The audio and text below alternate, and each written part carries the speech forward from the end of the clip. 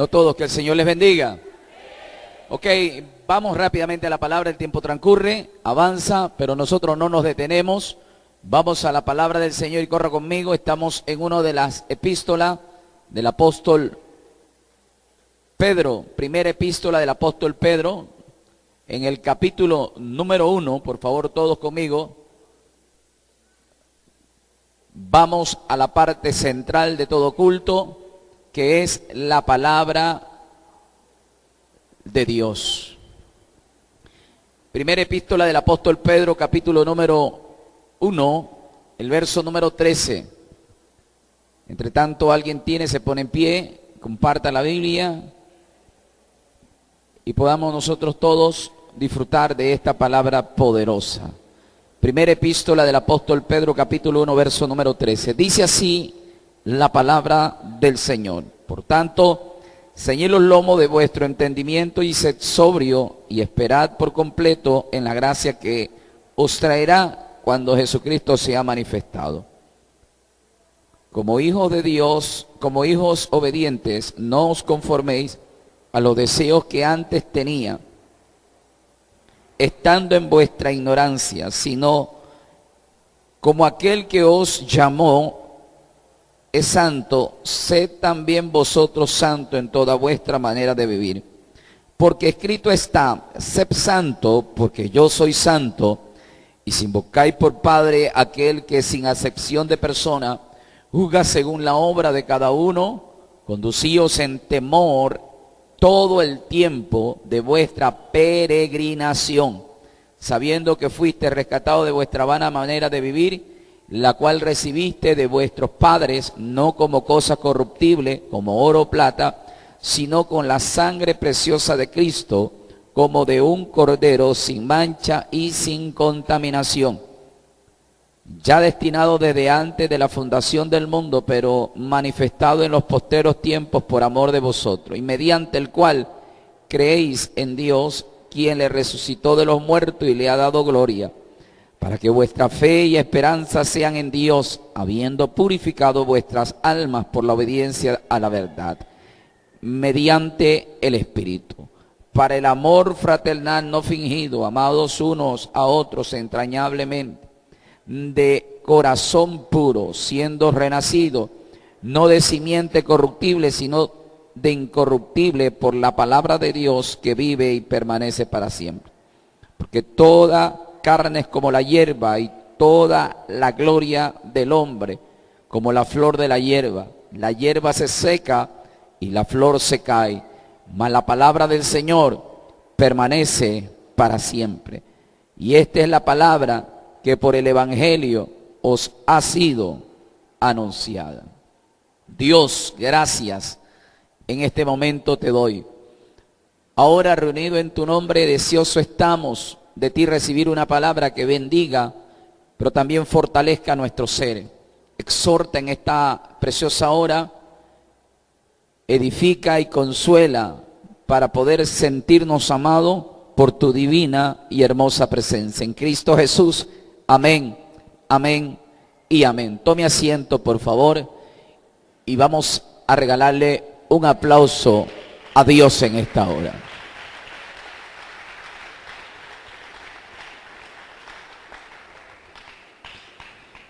Bien, mi amado, vamos a continuar. Este tema lo dimos inicio días atrás y para nosotros es necesario consolidar nuestra vida de creyente. Decía en días pasados que nosotros tenemos un problema de inestabilidad en el cristianismo. Y cuando hablo de inestabilidad es que nos damos a entender de que no hay una vida estable, es incoherente. Un día estamos bien, otro día estamos mal. Un día nos sentimos tan fuerte, pero al día siguiente amanecemos tan débil. Un día nos sentimos espiritual, otro día nos sentimos tan carnal. Un día nos sentimos santo y al día siguiente nos sentimos que demonios son los que viven dentro de nuestros cuerpos. Y algunos dirán, pero pastor, eso no va conmigo.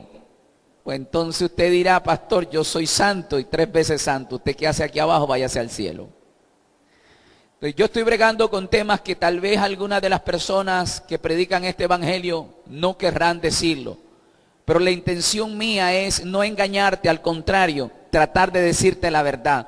Y sobre esto estabilizar tu vida espiritual. Y la razón de este tema es que usted camine consolidado en este evangelio. Dejando a un lado credos religiosos, ¿verdad? Porque algunas religiones, unos te dan la libertad de hacer tu vida de una manera desordenada. En cambio, otros te enseñan que es imposible pecar, que tú no estás llamado a pecar y si pecas te vas al infierno. Santo Dios, y usted dirá, pero pastor, ¿a dónde me quiere llevar? Yo te quiero llevar a la estabilidad de tu fe en Cristo Jesús, ¿verdad?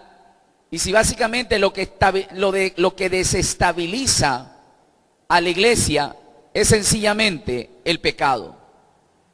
Y hay que diferenciar en una de las cosas fundamentales de nuestra fe. Una cosa es ser pecador, ¿verdad? El pecador es aquel que se deleita en el pecado. Otra cosa es una persona que en realidad está arrepentida. El pecador, a la diferencia de usted, es que el pecador piensa en el pecado, planifica el pecado, se deleita en el pecado, disfruta el pecado, quiere volver a pecar y permanentemente trata de agradar esas cosas que fácilmente despiertan una ansiedad y diversión personal. En cambio, el creyente, nadie le va a decir que usted no va a fallar. Pero usted se siente mal en el momento que cuando usted hace algo que a Dios no le agrada. Usted hasta llora cuando hace cosas que mayormente no están en la voluntad de Dios. Tiene un grado de sensibilidad. Y en ese momento que usted comenzó a equivocarse, cometer un error, o tal vez un horror en este evangelio, usted se sintió tan mal que ya no quiso saber nada del evangelio. Es ahí donde viene la desestabilización en nuestra fe. ¿Por qué? Porque en el momento que nos sentimos tan mal, decimos, Señor, para estar así, yo ya no quiero seguir en el evangelio. Para volverte a fallar, como de lo pronto estoy fallándote, tal vez porque tengo un pensamiento indebido, tal vez vino un recuerdo inadecuado, tal vez vi lo que no tenía que ver, hice tal vez lo que no tenía que hacer.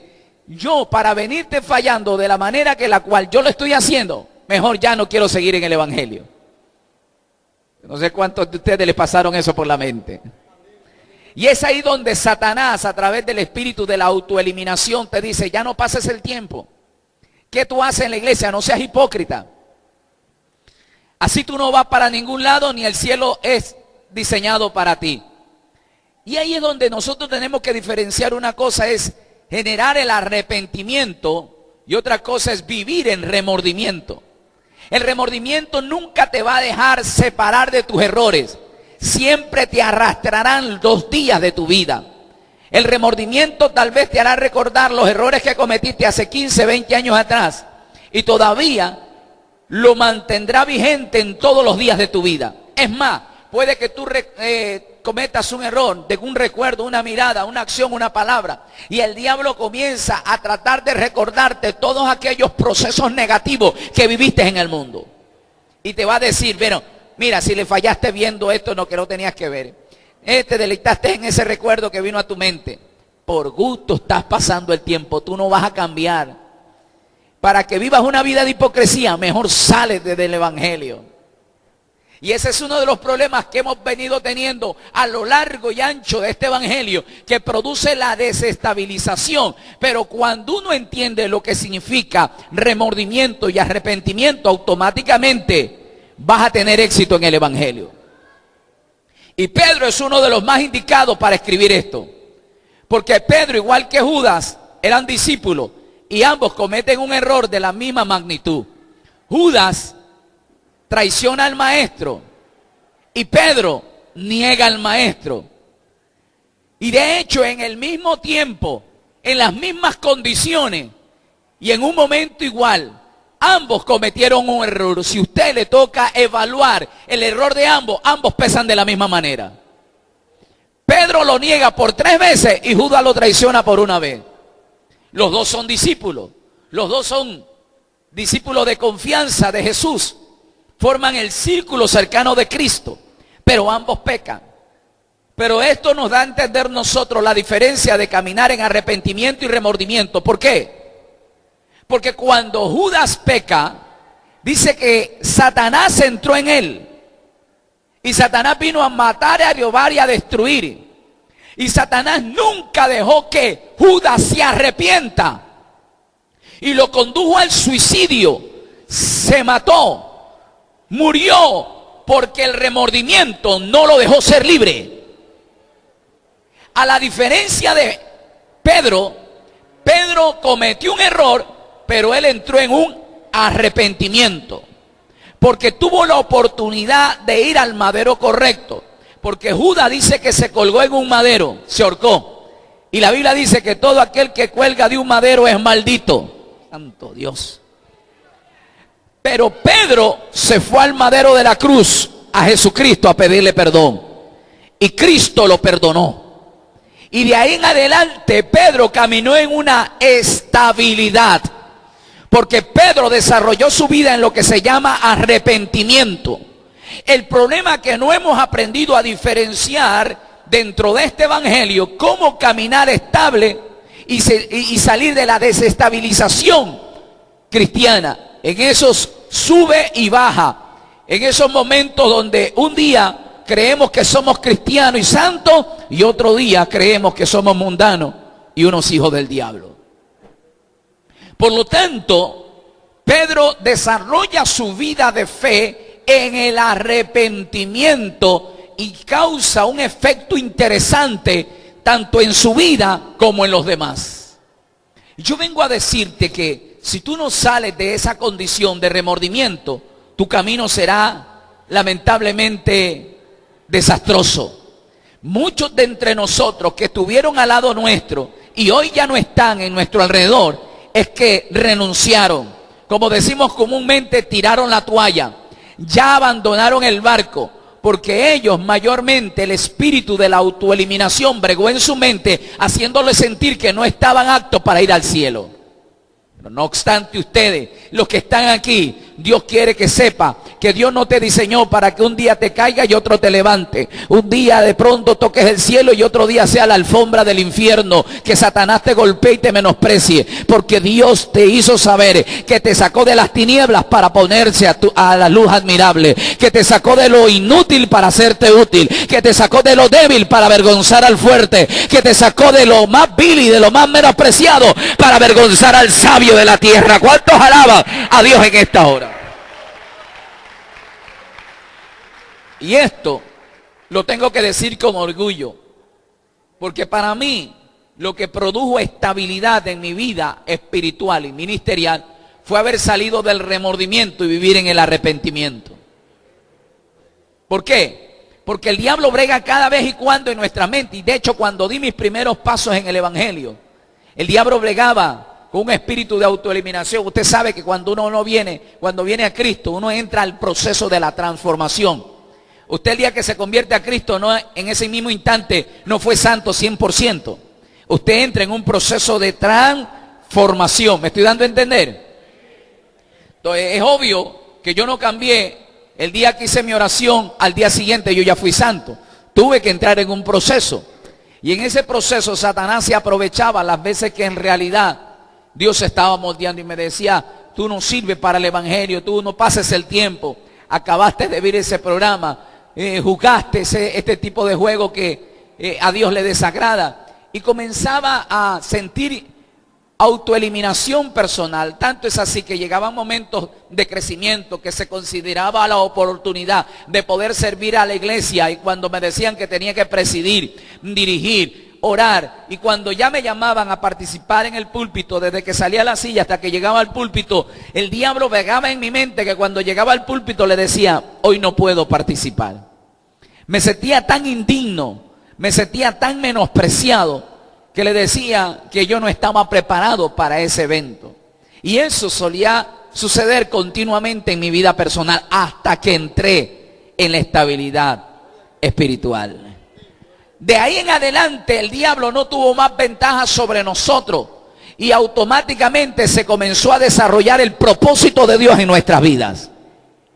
¿Por qué? Porque el diablo, cada vez que tú vas a crecer, él se va a interponer para que tú no crezcas. Y automáticamente va a frenar el propósito y el plan de Dios. Y el diablo de ahí en adelante no ha tenido oportunidad de podernos detener. ¿Por qué? Porque mi vida está confiada en Cristo Jesús, Señor nuestro. Y si muchas veces tenemos errores, hay un Cristo derramando sangre. Y la sangre de Cristo está totalmente accesible para aquellos que formamos parte del cuerpo de nuestro Señor Jesucristo. Aquellos que somos hijos de Dios, tenemos acceso a la sangre que perdona, que redime, que justifica y nos presenta acepto ante el Dios de toda gloria. Entonces, la estabilidad nos hace caminar permanentemente en nuestra fe. Y es esto que básicamente quiero compartir con ustedes. La estabilidad de nuestra fe. Lo voy a repetir nuevamente, la estabilidad de nuestra fe. Pedro nos está dando a entender que para nosotros crecer, tenemos que comenzar a consolidar.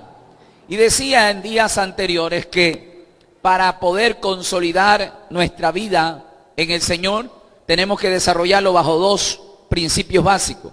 Decíamos, número uno, la fe, y número dos, la obediencia. Fe implica creer, ¿verdad? Fe implica confiar, creer y depender de Dios. Muchos dirán, yo tengo fe y por la fe que yo tengo en Cristo me voy para el cielo. La Biblia dice que los demonios creen y tiemblan. Entonces no solamente consiste en creer, sino también en obedecer. Estoy acá, dígame, ven. Entonces la obediencia es el complemento de mi fe que me garantiza la salvación. Marcos capítulo 16, verso 16, dice, el que creyere y fuere bautizado, este será salvo. Habla de creer, el primer paso de mi vida en el desarrollo para llegar al cielo. El que creyere es tener fe, pero fuere bautizado es una orden que se nos da en el Evangelio, no en la ley. Ahora en la gracia se nos dice que tenemos que ser bautizados. Es una orden y eso implica obediencia. Jesús lo dijo, el que oye mi palabra y la hace, lo compararé como un hombre sabio. Está hablando de fe y de obediencia. Porque el que creyere y fuere bautizado será salvo. Decíamos que cuando Jesús ayunó 40 días, Satanás lo atacó a Jesús por 3 ocasiones. En el ataque final, dice que lo sube a un lugar muy alto y le enseña a todas las ciudades, pueblos y naciones. Y le dice, todos estos pueblos me han sido dados y estos reinos. Si tú te postras, me adoras, te lo daré. Y eso le responde, escrito está, al Señor tu Dios adorarás y a Él solo servirás. Ahí está hablando, en resumen, la vida de un creyente. Adorar significa tener fe, porque usted tiene que creer y tener fe para adorar a un Dios que no lo ve. Jesús dice, a Él solo adorarás y a Él solo servirás. Hablaba de adorar y para servir se necesita obedecer. Tú no le puedes llamar Señor si tú no obedeces a Dios. Me dice, me llamáis Señor, pero no me obedeces.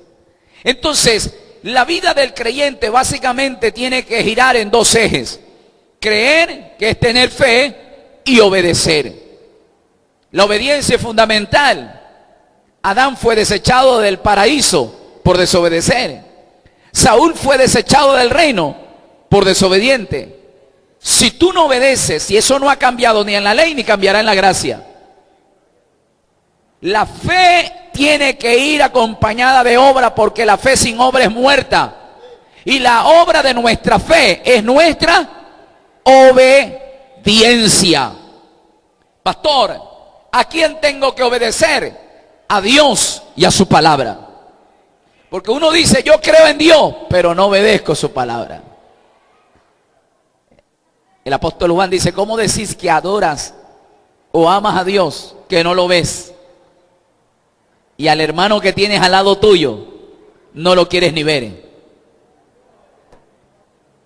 Obedecer es tratar de hacer todo lo que Dios me enseña. Jesús no dijo, o fue dicho, no matarás en la ley, y en la gracia dice, mas yo digo, el que se enoja con su hermano ya es un homicida. Jesús no dice, si alguien te da una bofetada, cierra el puño y quítale los dientes, porque ojo por ojo, diente por diente. ¿Qué dice Cristo? Tengo que poner la otra mejilla. No, pastor. Una cosa es ser manso, otra cosa es ser menso. Pero la Biblia nos ordena que tenemos que ser pacificadores. Porque la respuesta mansa calma la ira. No dice la respuesta mensa. Porque la palabra blanda calma la ira. Entonces yo tengo que entender que mi vida ahora debe de desarrollar bajo la obediencia de Jesucristo. Y es aquí donde se complican mucho, porque hay gente que más obedece a su religión, a su denominación y a los hombres, pero no obedecen a Dios. ¡Qué silencio! Por eso desde que usted me conoce acá, yo nunca me he enseñoreado de ninguno de ustedes, ni he manipulado sus vidas, ni quiero ser autoritario con ustedes. Yo estoy aquí como un vigilante de su alma. Yo estoy aquí como un padre que alimento siempre su vida espiritual. Procuro que nunca le falte el maná del cielo sobre su vida, porque el Padre es buen sustentador y proveedor. ¿Me estoy dando a entender? En ningún momento yo me he metido en sus casas, ¿verdad? A ser autoritario, meterme en su vida privada. Aquí yo le enseño por la palabra cómo tiene que desarrollar su vida espiritual. Si usted no quiere obedecer, ya no es problema ni del pastor ni de Dios, es problema suyo. Porque yo le voy a enseñar cómo usted puede conectarse con Dios y vivir en una permanencia de conexión con el Señor.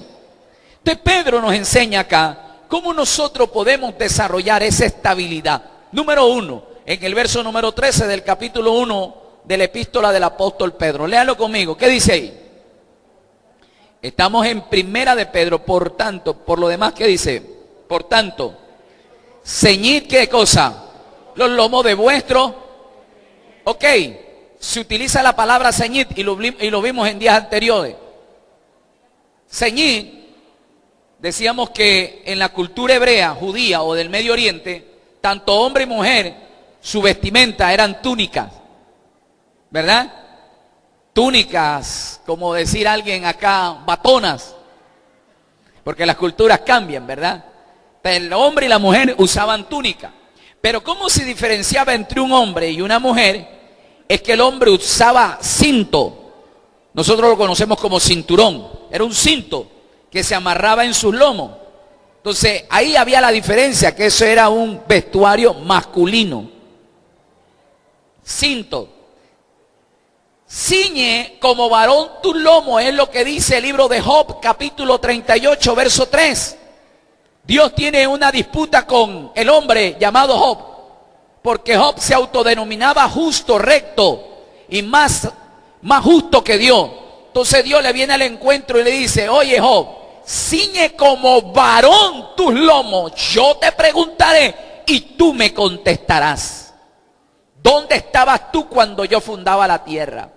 Quiere dar a entender que ceñir los lomos es asumir un desafío, asumir un reto, asumir responsabilidad. Es como decir el día de hoy, si tus hijos están desordenados, delante tuyo otro va a venir y te dice, oye ven, amárrate bien los pantalones. Para que usted entienda, ceñir tu lomo es ejercer autoridad, responsabilidad, ¿verdad? Entonces, Pedro está diciendo que para que nosotros podamos crecer en una estabilidad dentro del evangelio, tenemos que ceñir, ¿qué dice? Nuestro lomo. ¿Pero qué lomo? Los lomos de vuestro entendimiento. Es decir, tenemos que ejercer dominio en nuestra forma de pensar. ¿Por qué dice Pedro, lomo de vuestro entendimiento? Tienes que amarrarte bien el cinto de tu mente. Tienes que dejar de ser un inmaduro espiritual. El silencio ahí acá. Porque inmadurez espiritual es un día estar arriba y otro día estar abajo.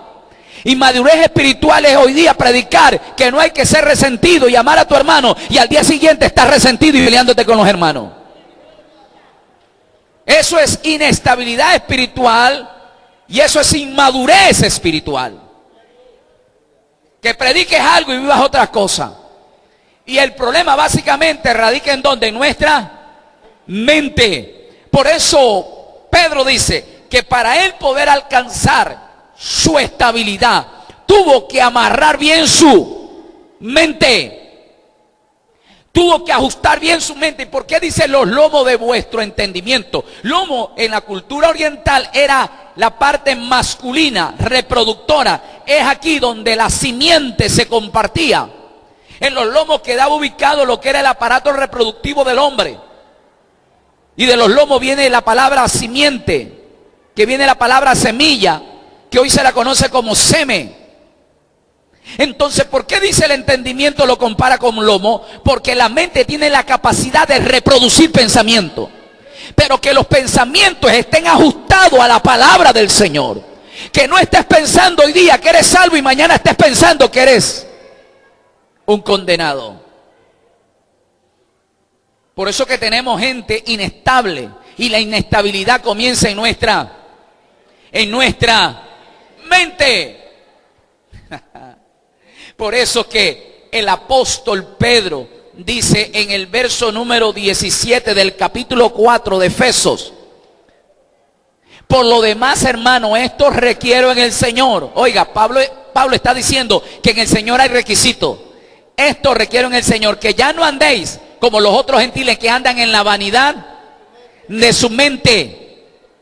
Entonces, un día tú estás aquí conectado en el cielo, te crees santo, pero cuando sales a la calle te desconectas del cielo y quieres caminar como la gente que no tiene a Cristo.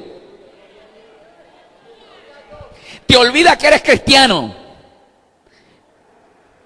Y yo no mando a decir, hermano, desconéctense del mundo. No, usted puede ir puede irse al mall, puede irse a la playa, puede irse al campo, puede disfrutar un malecón, puede disfrutarse una piscina. Ok, pero nunca te desconectes del Señor. ¿Estoy acá?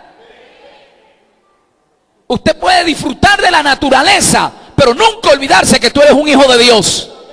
Que tu mente esté ligado a la presencia del Dios Todopoderoso. Estamos centrando en un punto que tal vez a alguno no le gusta bregar. Sí, porque hay gente tan religiosa que ven al malecón. Ay, Dios mío, eso es el trono de Satanás. Que la playa, esa es la sucursal del infierno. Ay, que el campo no. Y todo es pecado. ¿Verdad? Apágame el televisor. Apágame la radio. Cambiémonos de barrio porque el vecino es malcriado. Este barrio no tenemos que vivir porque el del frente saca el volumen del parlante y me va a hacer pecar. No. Usted tiene que entender, si usted gobierna su mente, gobierna todo su cuerpo. Por eso Pablo nos invita a tener la mente de Cristo. Por eso Pablo, el capítulo 4, verso 23 de Efesios, nos dice que tenemos que renovar, no nuestra mente, sino el espíritu de nuestra mente. Porque hay espíritus que de tiempo en tiempo visitan tu cuerpo, tu mente. Santo Dios. Vendrá algún momento determinado el espíritu de chisme en tu vida, el espíritu del celo, el espíritu de la envidia, el espíritu de bailarín que escuchas una música y solita la pierna se mueve. Y aunque nadie te ve, pero tú estás coreando la música por dentro de tu mente. Y cuando te diste cuenta, el piecito se movió solo, no, porque ya concibiste en tu mente aquel recuerdo de aquella música que te fascinaba en el mundo.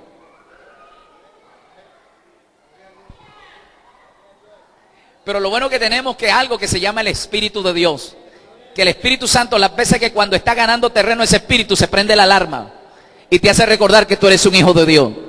Y cuando viene lo que se llama el redarguir, porque el Espíritu Santo redarguye al hombre de juicio, pecado y justicia. Y la palabra redarguir es corregir. En ese momento usted dice, ay, la sangre de Cristo tiene poder. Lávame, Señor, perdóname. Porque en ese momento el Espíritu te está regulando, te está enseñando que en ese momento hay un problema, pero hay que corregirlo inmediatamente. ¿Cuántos alaban a Dios en esta hora? Ok. Entonces, una de las cosas que produce estabilidad en nuestro caminar y la consolidación de nuestra fe y la esperanza en crecer en el Señor es nuestra mente. Por eso Pablo le dice a los Corintios en el capítulo 10, verso 4, dice, aunque andamos en la carne, no militamos según la carne. Verso 4, porque las armas de nuestras milicias no son carnales, sino poderosas en Dios para la destrucción de fortaleza. ¿Qué luego dice? Derribando todo argumento y toda altivez que se levanta contra el conocimiento de Dios, llevando cautivos los pensamientos a la obediencia de Cristo. O sea, en tu mente generalmente hay fortalezas, todo tipo de pensamientos de altivez, pero la palabra de Dios derriba esos argumentos, ¿verdad? Y esas fortalezas, y llevan cautivos los pensamientos a la obediencia de Cristo. El objetivo es gobernar tu mente, y cuando tu mente es gobernada por Cristo, ya el diablo no puede tener autoridad sobre tu vida. El creyente que aprende a gobernar su mente, ese creyente automáticamente es un hijo efectivo en el reino. Estoy acá, dígame amén. Por eso Pablo dice, miserable es mí, ¿quién me librará de este cuerpo de maldición? Es lo que no quiero, lo que hago, y es el pecado que mora en mí. Pero en algo me deleito a Dios, en mi mente, en mi espíritu, sirvo al Señor. Tu mente tiene que ser gobernada por Cristo. Porque si tu mente es gobernada por el maligno y te viste con apariencia de santo, tú eres un hipócrita en el evangelio. Me voy por acá. Porque de esos hay muchos que tienen apariencia de santo, pero son pecadores en potencia. Son unos fariseos vestidos de santos. Usted lo ve, para ellos todo el mundo es pecador. Y con su vestimenta de pureza y de santo que se guardan ante los ojos de los hombres, se creen puros y perfectos. Pero su alma está contaminada, está cangrenada, ¿verdad? Por lo tanto, uno tiene que entender que el que gobierna su mente, gobierna todo su cuerpo. Sigamos. Ceñid los lomos de vuestro entendimiento. Luego, ¿qué dice? Sed sobrio. Aquí viene la primera orden. El primer mandato. Tú no puedes obedecer a Dios. Oiga esto. Si tú primeramente no eres gobernado o no gobiernas tu mente en el Señor. No puede haber un mandato de Dios si tu mente no está conectada con la palabra. Una vez que manda a controlar tu mente, viene el primer mandamiento y dice, sed sobrio. La palabra sed no es porque de pronto no has tomado agua. Aquí la palabra sed está en imperativo, es una orden. Sed santo. En otras palabras, sed obediente, sed sobrio. Porque esta palabra sed se repite permanentemente en este pasaje bíblico. Pero aquí está diciendo sed sobrio. Decíamos que sed sobrio es una persona coherente, sensata, con sus 5 cabales, una persona recta, una persona lúcida. Lo contrario a sobrio es ebrio. Y una persona que está ebria no tiene el control de su cuerpo, de su vida. Es una persona de desestabilizaciones emocionales. No tiene control y dominio sobre su cuerpo. Una persona que está ebria hace el ridículo. No tiene facultades total sobre su cuerpo. ¿Por qué? Porque automáticamente su cuerpo no tiene el control sobre sí. ¿Por qué? Porque es ebrio. Pierde la noción. Pierde su coherencia, sus cabales, su sentido cuando alguien está ebrio. Pero Pedro dice que cuando tú tienes que desarrollar este evangelio en estabilidad, tienes que ser sobrio. Tienes que ser coherente. No acordándote que eres cristiano cuando estás en la iglesia, sino las 24 horas del día. Porque hay gente que son tan rectos cuando están en la iglesia, pero cuando están fuera de la iglesia se olvidan que son cristianos. Cuando tienen las primeras discusiones en el matrimonio, cuando tienen sus problemas laborales, cuando tienes problemas con el vecino, te olvidaste que eres cristiano. Salen chinchi y garrapata de los labios. Yo no sé si usted conoce cristianos que pierden el control cuando en realidad están en los problemas. Se olvidaron que son evangélicos, que son líderes, que son predicadores, que son cristianos. Mira, a la familia no le dan testimonio. Por eso quienes dan testimonio verdaderamente que tú eres un hijo de Dios, si tú eres casado, es tu mujer o tu esposo.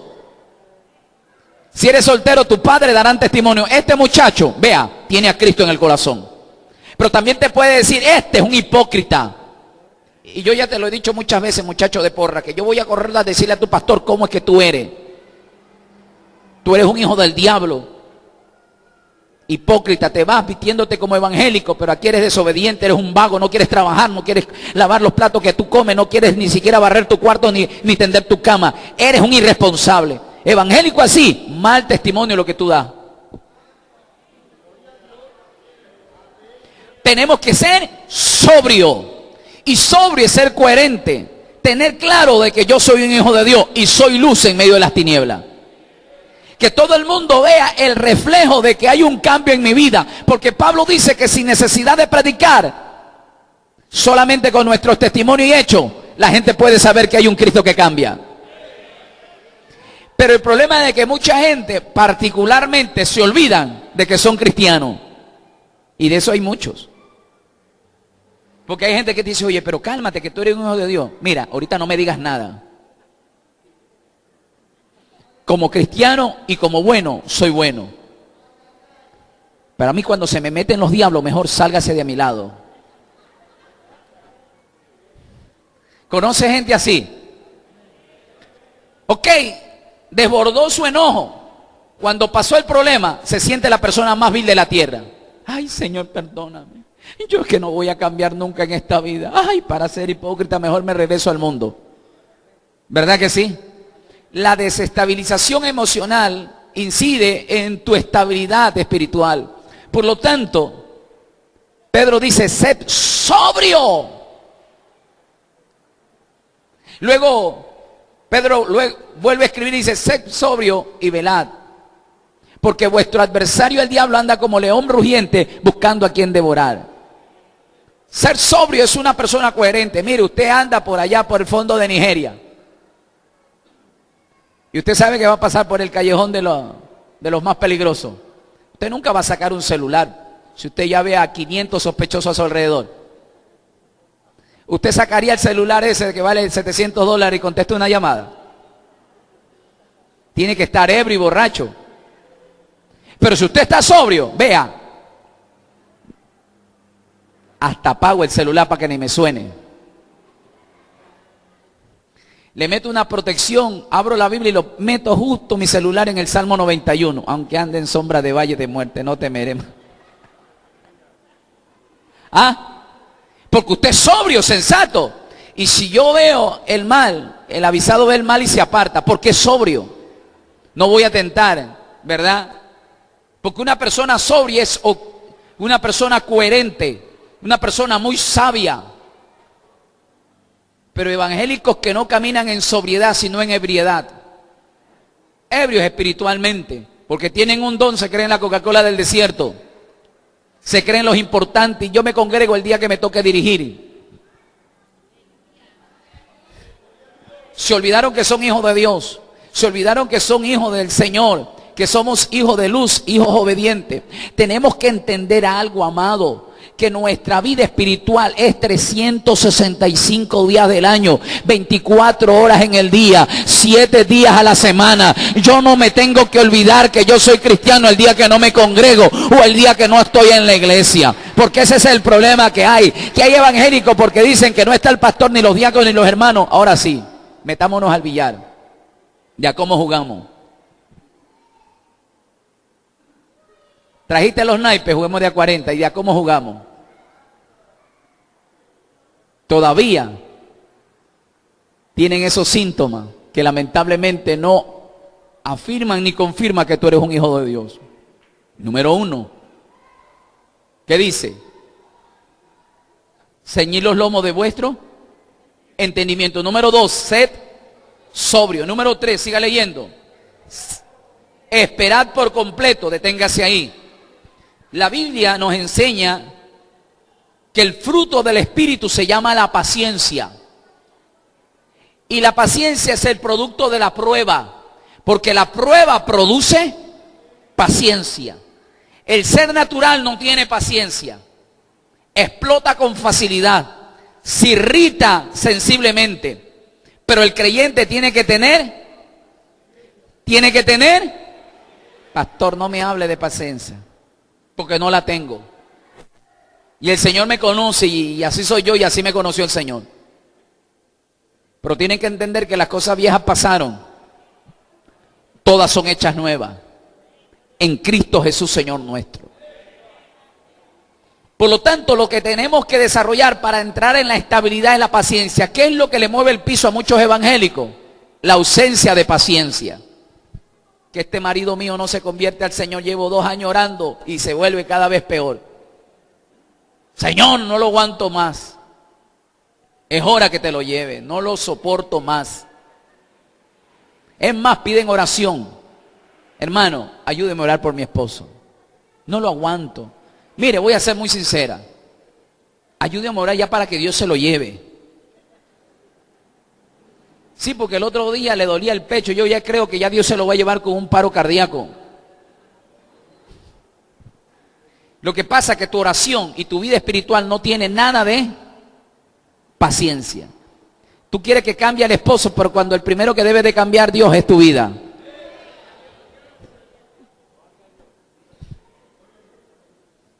Ahora, Dios tiene paciencia de nosotros.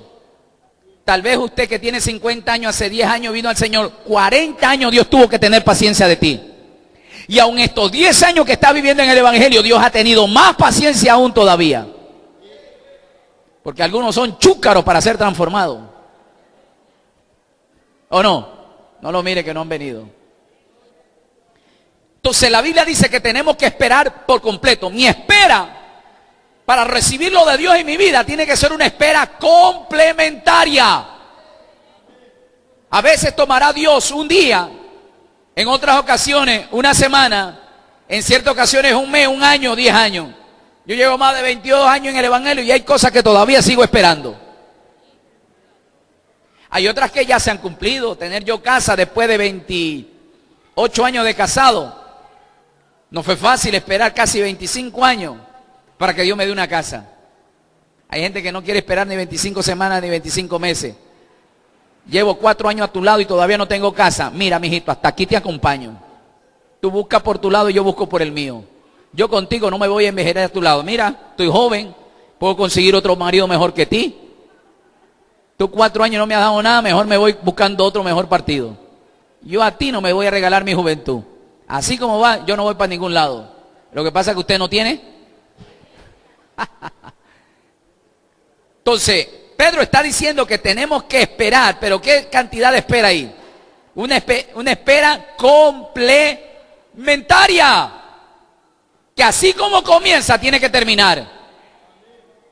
Y todas las cosas tienen un tiempo de inicio, pero un tiempo final. Tenemos que esperar. Tenemos que esperar.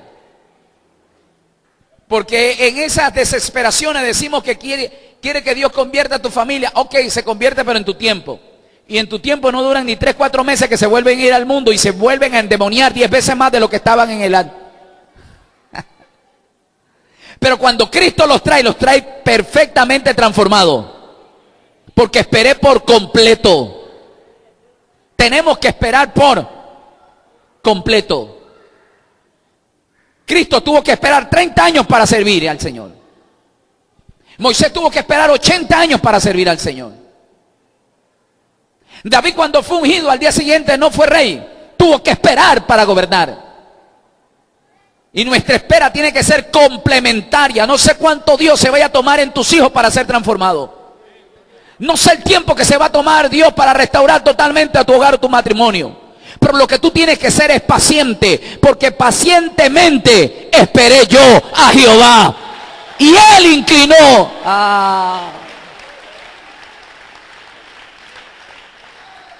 Hay cosas que van a tomar su tiempo. Y tenemos que esperar. Y esperar hasta de rodillas. Número 3, nuestra paciencia debe de ser uno de los factores que genere estabilidad. No entrar en crisis emocionales ni en desesperación. Y usted dirá, mira, el marido de esa hermana no tiene ni un año en el Señor y ya se convirtió en su familia. Tú no sabes la crisis que ella tuvo que vivir en el mundo. Porque todas las personas que en realidad venimos a Cristo, somos procesados de una manera diferente. La unción o la bendición que ellos tienen no se parecen a la tuya. Estoy acá, dígame amén. Tenemos que tener paciencia. Pero ¿qué más dice ahí? Esperar por completo, ¿qué dice? ¿En quién? ¿En la gracia de quién? En la gracia que se os traerá cuando Cristo sea manifestado. Ok, en la ley no había paciencia. En la gracia tiene que desarrollarse la paciencia. Es más, mi espera en Cristo tiene que tener paciencia. Cristo pueda que venga en las nubes, como pueda venir personalmente a llevarme cualquier momento que me toque partir en esta tierra. Pero de que viene, viene. De que viene, viene. Solamente tengo que tener paciencia. Pero tengo que esperar por completo en la gracia para que Jesús sea manifestado. Cristo se va a manifestar en tu casa, en tu familia, en tu hogar, en tu negocio. Y yo estoy más que convencido que Dios se va a tener que glorificar en muchos de ustedes, donde Dios se va a manifestar, óigame esto, en todos los aspectos de su vida. Y lo vengo a decir como persona que ha experimentado cómo Dios se ha manifestado. En las grandes pruebas que yo he tenido que lidiar y vivir, he tenido que esperar que Dios haga su obra. Y que cuando Dios comienza algo, la termina. Porque el que comenzó la buena obra en nosotros, la perfeccionará hasta la venida del Señor. ¿Cuántos alaban a Dios? ¿Qué yo tengo que hacer? Esperar por completo la manifestación de Cristo. Y Cristo se tiene que manifestar en mi hogar. Porque yo he creído y le estoy obedeciendo. Se tiene que manifestar en mi familia, en mi salud, en mi finanza. Pero de que se tiene que manifestar, se tiene que manifestar. Por eso yo le creo y le obedezco. Número 5. Vamos al verso siguiente. Corra conmigo. Como hijos, ¿qué dice ahí? Obediente. Es aquí donde nuestra obediencia tiene que generar la efectividad de las cosas que yo voy a experimentar. ¿Qué es lo que garantiza que todo lo que Dios se manifieste en mi vida sea permanente? Diga conmigo, mi obediencia. Cuando el Señor habla en el libro de Deuteronomio, habla de los beneficios de obedecer y los perjuicios de desobedecer. Serás cabeza y no cola. Tendrás en abundancia. Poseerás. Tendrás ti tu descendencia. Si obedecieres. Si desobedeces, serás cola. Vivirás en maldición. Serás de oprobio. Habrá muerte repentina. Pero si obedeces. Entonces, uno de los factores que produce estabilidad es vivir como hijo. ¿Pero hijo de qué? De obediencias. Porque si hay hijo de obediencia, quiere decir también que hay hijo de qué. ¿Y usted cree que hay ese tipo de hijos el día de hoy? No lo mire, que no ha venido, ahí está. Pero tampoco le vaya con el cuento. Tenemos que desarrollar una identidad de ser hijo. Y si somos hijos es porque tenemos un padre. Y si yo le doy cuenta a mi padre en la tierra, también tengo que darle cuenta al padre que está en el cielo. Y el padre que está en la tierra, cada vez que llego a casa, él tengo que rendirle cuenta y respeto. Pero mi padre que está en el cielo, sus ojos están sobre la faz de la tierra. Y el que anda en camino de integridad, ese solamente me servirá. Y ese solamente recibirá la bendición del cielo. Tenemos que desarrollar, oiga esto, una vida de ¿qué? De obediencia. ¿Como hijos de qué? Como hijos de obediencia. Sigamos leyendo, por favor. Estamos en el verso número 14, como hijo de obediencia, no os conforméis, ¿qué dice? A los deseos que antes tenía, estando en vuestra ignorancia. Primero dice, no os conforméis. Atención, ¿qué es conformarse?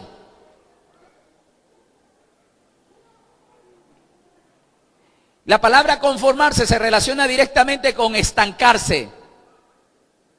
Es una persona que no es visionaria, que no aspira, que no tiene deseo, que no tiene anhelos. Ejemplo de una persona literal o naturalmente que no tiene aspiraciones y dice, bueno, yo hace 25 años conocí al Señor. Mi casa estaba en el manglar y era una casa de caña. En esta casa de caña, si estas casas de caña hablaran, dijeran cómo yo fui una cristiana de oración, 25 años y todavía sigue viviendo en una casa de caña. Porque ella o esa persona se conformó, ¿verdad? Que todavía hay avenidas en su calle, hay bordillos, agua potable, luz eléctrica, ¿verdad? Hay hasta internet, pero ella todavía, su solar no está relleno. Todavía hay lodo. 25 años viviendo. ¿Le visitaron algunas fundaciones para reestructurar su casa? No, aquí estoy bien. Aquí el Señor se manifestó y aquí yo quiero recibir su venida. Es una persona que no sé, ¿verdad? Que no tuvo las aspiraciones, sino que se resignó a ser conforme. ¿Verdad que sí? No es que mi marido no cambia ni cambiará. Yo por eso ni le oro a Dios, allá él, la salvación individual. Se conformó en tener un marido que le hace la vida imposible. Y si pega, que pegue y mate, marido es. Es una persona que se conformó. Entonces, Pedro está diciendo que dentro de nuestro caminar, dentro de este evangelio, no tenemos que desarrollar un nivel de conformismo. ¿Por qué? Porque Dios siempre nos quiere llevar ¿de qué? ¿De gloria en gloria? Las bendiciones en Dios son progresivas, pero también son ascensivas. Y yo como padre de esta casa, mi anhelo es que ustedes tengan su propia casa, su propio vehículo, su propio negocio, ¿verdad? Que tengan lo mejor, que puedan ustedes disfrutar de su casa, de su familia y puedan darle un mejor estilo de vida a los que son parte de tu descendencia. ¿Cuántos dicen amén? Porque yo no me voy a conformar, ¿verdad que sí? Para eso Dios nos bendice, para canalizar la bendición en medio de los tuyos. Si tú trabajas, dale a tus hijos lo que tú nunca pudiste tener, ¿verdad? Dale una cama porque tal vez en una cama dormían 5 hermanos tuyos. Pero que tú trabajas, puedan tener tus hijos, ¿verdad? Su propia cama, su propio dormitorio, ¿verdad? Tengan esa bendición. Si tú no pudiste terminar tus estudios, esfuérzate para que tus hijos puedan estudiar y ser unos profesionales. Porque yo no me voy a conformar. Que si yo fui burro, mi descendencia tendrá que ser asno, mula, burro y caballo. Estoy acá, dígame amén. No tengo que conformarme. En el Señor yo tengo que aspirar, no ser uno más. Tengo que caminar en excelencia y servir. Anhelar los mejores dones, dijo Pablo. Aquel que anhela o desea ser obispo, buena cosa anhela. Oh, gloria al Señor, servir a Dios es un privilegio, pero siempre tener ese anhelo de poder servir y crecer en el Señor. No os conforméis. No es que en esta silla hace 22 años recibí al Señor. Es hasta peleón, nadie se me sienta en esa silla. Esa silla lleva mi nombre. Si esa silla hablara. 22 años sentado, ya mismo hasta soldado está ahí. ¿Por qué? Porque se conformó. Yo me anhelo, mire, yo no me conformo, yo a muchos de ustedes los veo sirviendo. Yo lo veo frente de obra, frente a campaña, frente a multitudes. De hecho, veo a muchos de ustedes sirviendo en otras naciones, sirviendo y recorriendo el mundo entero, haciendo misiones en todos los rincones de la tierra. Entonces yo no me conformo. Por eso que yo trato de enseñar y predicarle a ustedes para que crezcan. Y si mañana ustedes logran tener una unción 10 veces mejor la mía, gloria a Dios, porque ese es el anhelo de un padre. ¿O usted se va a enojar que su hijo, que aunque usted no se graduó ni en la escuela ni en el colegio, y su hijo sea un arquitecto, usted se va a enojar por eso? Será mi orgullo. Pero hay ministros que se enojan cuando sus ovejas crecen. Al contrario, me sentiría orgulloso. El problema ya sería suyo, porque hay dos tipos de hijos. Unos son agradecidos y otros son malagradecidos. Maquilla esa palabra que se escuche feo. Bueno, ok. Hijos ingratos, para que se escuchen un poco hasta bonito. Si le quito la anestesia, malagradecido. Porque así hay gente, ¿no? Ellos son fieles cuando no tienen. Cuando llegan a tener, abuela dijo, el que nunca tuvo y llegó a tener. Usted conoce a mi abuela porque se sabe ese dicho. Por eso, Jame, no me des mucho para yo no olvidarme de ti, ni poco para renegar. Dame lo necesario. ¿verdad? Entonces, mi anhelo es eso. Yo no me conformo para nada, para nada. Ahora, dice, no os conforméis, con esto termino porque ya veo que el reloj está, que no quiere perdonar. No os conforméis, ¿a qué dice? ¿A los deseos? ¿Qué dice? A los deseos que antes, es decir, habla de deseos antiguos. Y los deseos se deriva de deleites.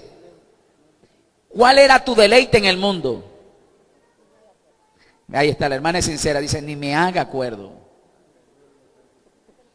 ¿Verdad que sí? Usted sábado a esta hora, usted ya se estaba arreglando, maquillando. Y tenía una lista de discoteca donde ya por ella le tocaba ir. Me dice, pastor, no se lo reveló carne ni sangre, dice.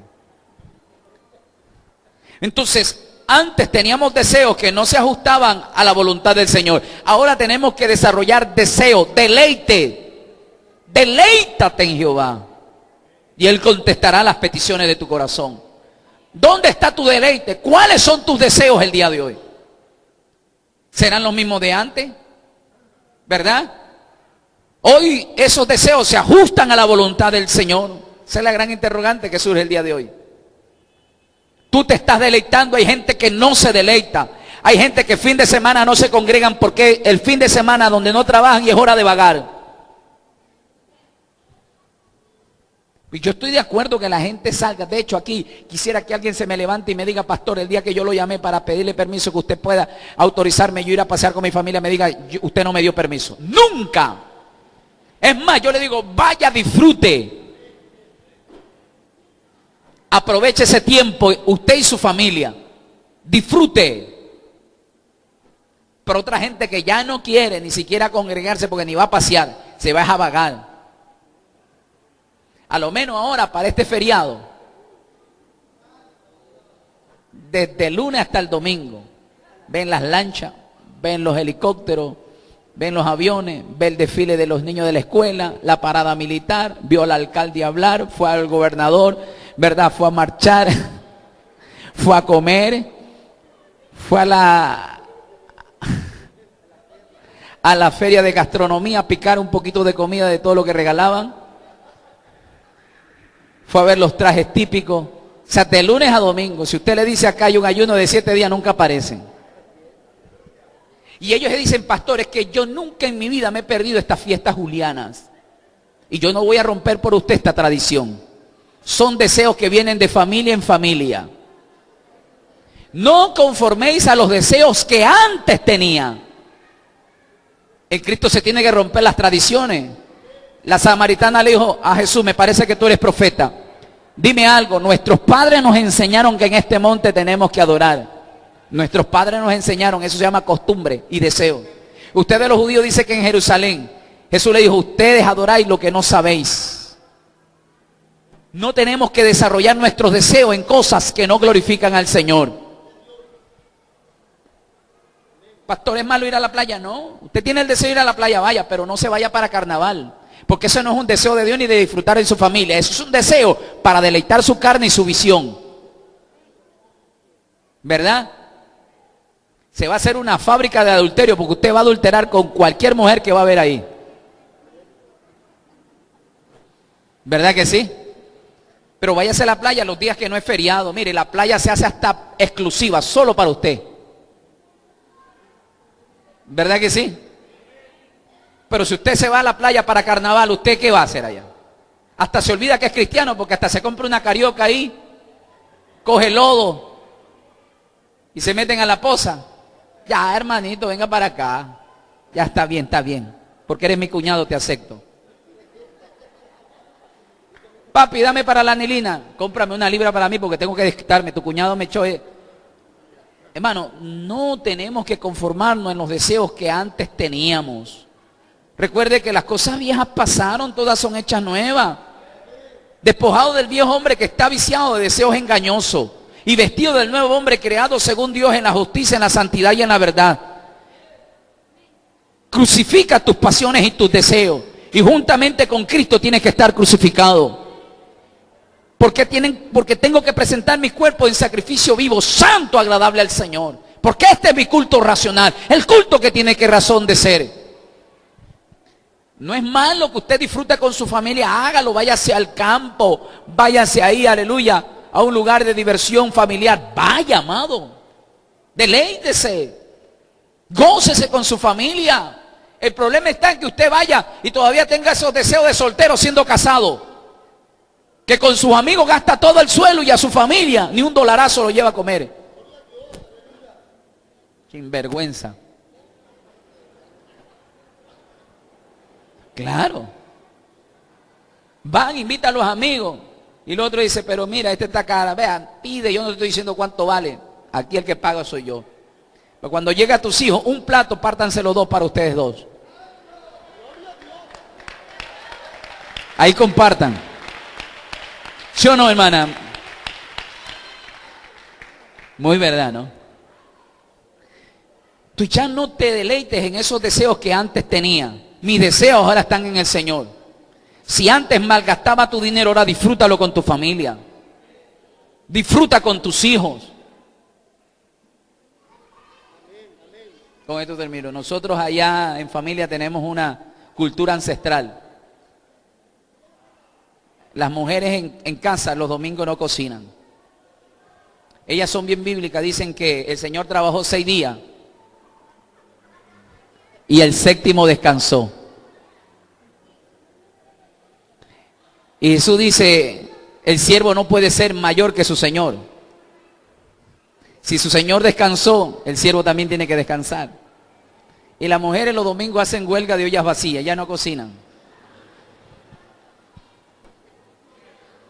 Entonces cuando llega el domingo, todo el mundo ya está de temprano arreglándose, bañándose, ni cuando se van al culto se arreglan tan temprano.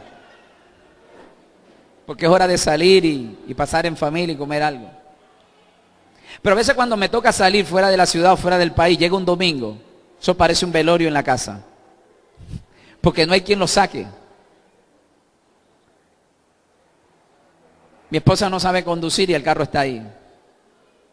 Y lo más lejos que pueden ir es a comprar a la esquina una salchipapa. Y usted viera a la hora de comer viendo esa salchipapa, parecen una cara de aflicción familiar.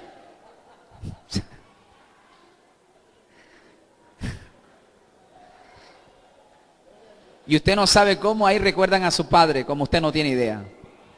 Cómo no estuviera papá aquí entre nosotros. ¿Verdad? Ahí es donde recién se acuerdan que hay padre en casa. Ahí es donde lo valoran a uno. Pero mi deleite es ese, hermano. A mí me alegra ver que mi familia esté ahí, con ellos puedo yo disfrutarlo. Porque el primer ministerio comienza en casa. La primera iglesia, sin ser tu pastor, tu primera congregación está en tu casa. Tú eres el pastor de tu casa. Y dice que el buen pastor su vida da por las ovejas. Eso uno tiene que deleitarse. Ese deben de ser tus deseos el día de hoy. Deleítate en el Señor y en tu casa. Vive para Dios y vive para ellos. Y luego vive para la iglesia. Usted no puede vivir para la iglesia sin primero vivir para Dios y para tu familia. Estoy acá, dígame a mí. Y no lo trajimos a su esposo hoy. Justo ahora que lo quería tener acá. Entonces mire, cuando uno vive estos principios, ¿no? Ceñid los lomos de vuestro entendimiento, gobernar nuestra mente. Número 2, ser sobrio, coherente, sensato, ¿verdad? Ser una persona que espere por completo, paciencia, hasta que sea manifestado y Dios se manifieste en tu vida personal y en tu casa. Sed hijo de obediencia. Y no deleitarme en los deseos que antes tenía, sino comenzar a desarrollar deleites que actualmente, porque hay gente que se pone triste. Oiga esto, se pone triste cuando llega Navidad y fin de año. Porque esa fiesta aún lo mueven algunos evangélicos. Y no tengo ropa para este año. Y voy a tener que ponerme lo mismo que me puse en la otra vigilia. Y este año no vamos a comer pavo, sino pescado. Y esta cena no va a haber chocolate, sino hierba Luisa. ¿Ah? Y se ponen tristes. Lloran con sentimiento, ni cuando están orando lloran. Sollozan. Porque todavía se deleitan en deseos que antes tenían. Mis deseos no se tienen que ajustar a los deseos de este mundo. Mis deseos tienen que ajustarse a los preceptos, a los mandamientos y a la voluntad del Dios perfecto en mi vida. ¿Cuántos alaban a Dios? Nos ponemos de pie. Nos ponemos de pie. Bendito sea Dios. Si usted camina en estos principios, oiga esto, no habrá diablo que lo pueda botar de esta senda. No habrá nadie. Mire, el evangelio no es religión, sino una relación personal con Cristo.